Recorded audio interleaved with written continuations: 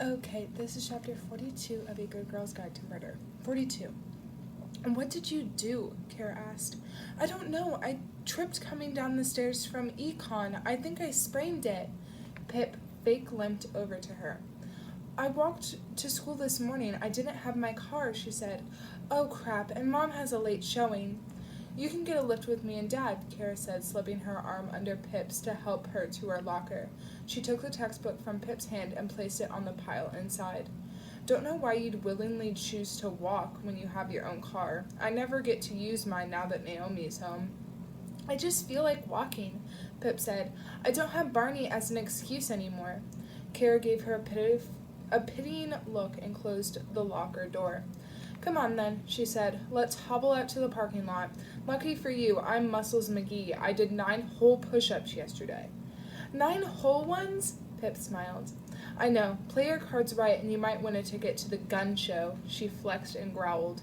Pip's heart broke for her then. She hoped that, whatever happened, Kara wouldn't lose this, her happy, silly self. With Pip propped against Kara, they staggered up the hall and out to the side door.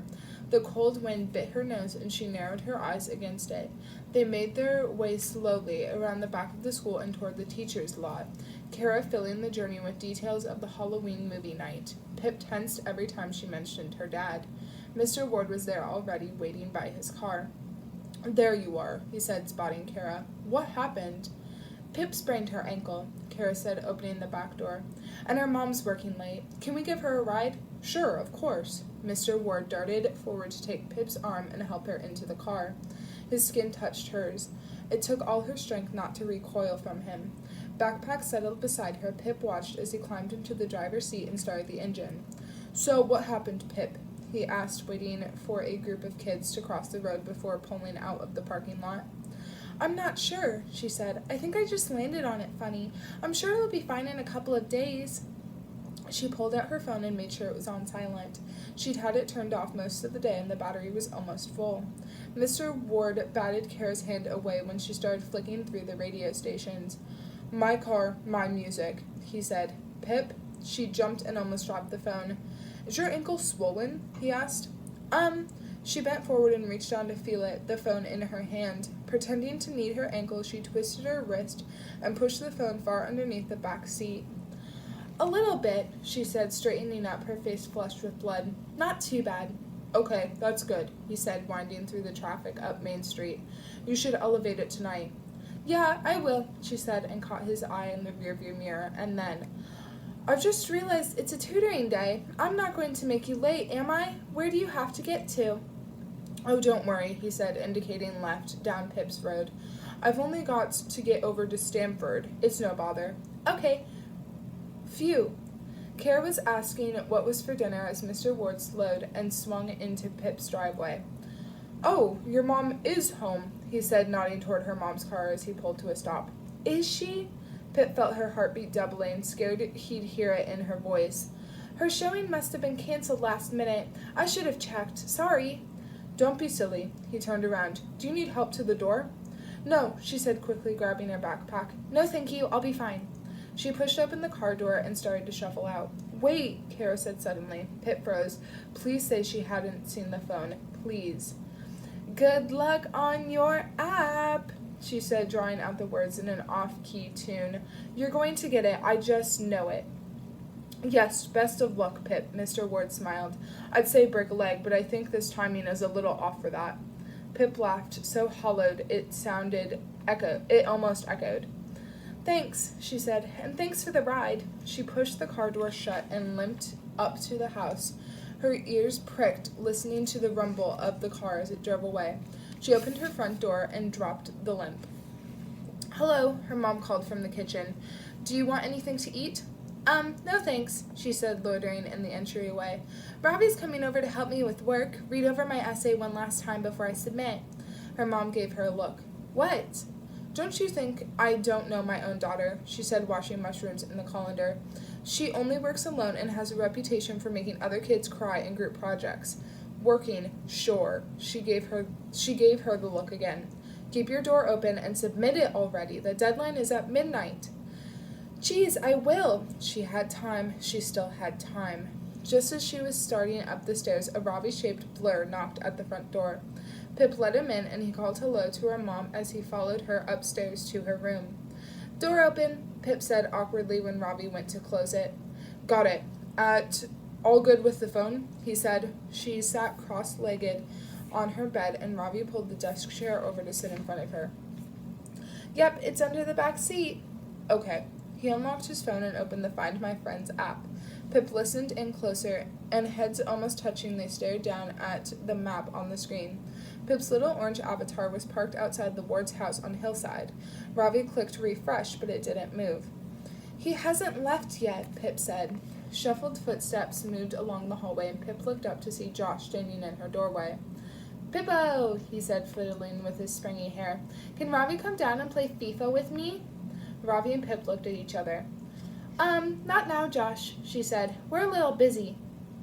"I'll come down and play later, okay, bud?" Robbie said. "Okay." Josh dropped his arm in defeat and patted away. "He's on the move," Robbie said, refreshing the app. "Where?" "Just down Hillside at the moment, before the roundabout." The avatar didn't move in real time. They had to keep pressing refresh and wait for the orange circle to jump along the route. It stopped just at the roundabout. "Refresh it," Pip said impatiently. "If he doesn't turn left, then he's not heading to Stanford." The refresh button spun with fading lines. Loading, loading. The page refreshed and the orange avatar disappeared. "Where'd it go?" said Pip. Robbie scrolled around the map to see where Mr. Ward had jumped to. "Stop!" Pip spotted it. "There! He's heading north up Route 124. They stared at each other. "He's not going to Stanford," Robbie said. "No, he is not." They watched for the next 14 minutes as Mr. Ward drove up the road, jumping incrementally whenever Robbie hit refresh. "He's near New Canaan," Robbie said, and then seeing Pip's face. "What?" "The Wards used to live in New Canaan before they moved to a bigger house in Fairview, before we met them." He turned, Robbie said, and Pip leaned in again. "Down somewhere called Gravel Send Road." Pip stared at the orange dot motionless on the white pixel road. "Refresh," she said. "I am," said Robbie. "It's stuck." He pressed refresh again, and the loading circle spun for a second and cleared, leaving the orange dot in the same place. He pressed it again, and it still didn't move. "He stopped," Pip said, clutching Robbie's wrist and turning it to get a better look at the map. She stood up, grabbed Robbie's laptop from her desk, and settled it on her lap. "Let's see where he is." She opened the browser and pulled up Google Maps. She searched for Gravesend Road, New Canaan, and clicked to satellite mode. "How far down the road would you say he is?" "Here?" She pointed at the screen. "I think a bit more to the left." "Okay." Pip clicked the spot and opened Street View. The narrow road was enclosed by trees and tall shrubbery that glittered in the sun as Pip clicked and dragged the screen to get a full view of the area. The houses were on only one side, set back from the street. "You think he's at this house?" She pointed at a small brick house with a white garage door barely visible behind the trees and a telephone pole. Robbie looked from his phone to his laptop screen. "It's either that one or the one to the left of it." Pip looked up the street numbers. "So he's either at number 42 or 44.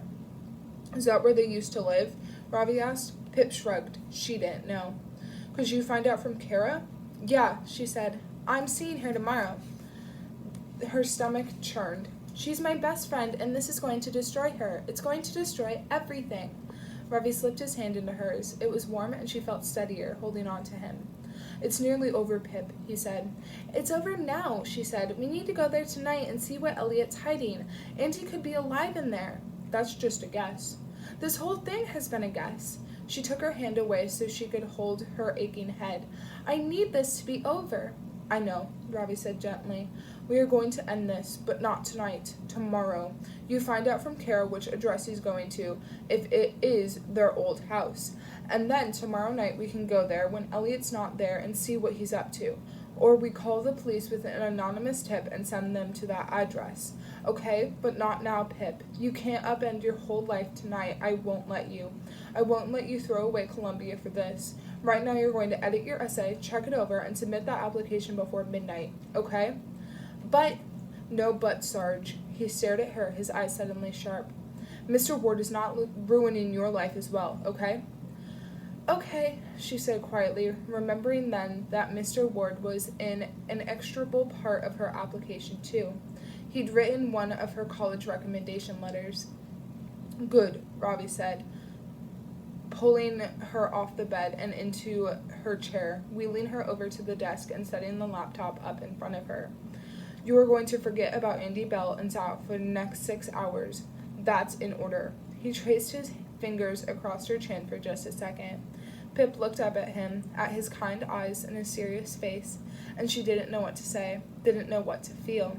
She was somewhere between laughing and crying and screaming. When Ravi was gone, she opened the Word doc of her essay and read it through. It sounded forced, not like her at all. It sounded like something she thought they wanted to hear, not who she really was. Be brave, said all the college prep websites. Be honest. So she was. She highlighted her entire essay, pressed delete, and started again. What's wrong with me? She wrote. I might seem like the ideal student, homework always in early, every extra credit and extracurricular I can get my hands on, the good girl and the high achiever, but I realized something just now. It's not ambition, not entirely. It's fear, because I don't know who I am when I'm not working, when I'm not focused on or totally consumed by a task. Who am I between the projects and the assignments when there's nothing to do? I haven't found her yet, and it scares me. Maybe that's why, for my senior capstone project this year, I decided to solve a murder.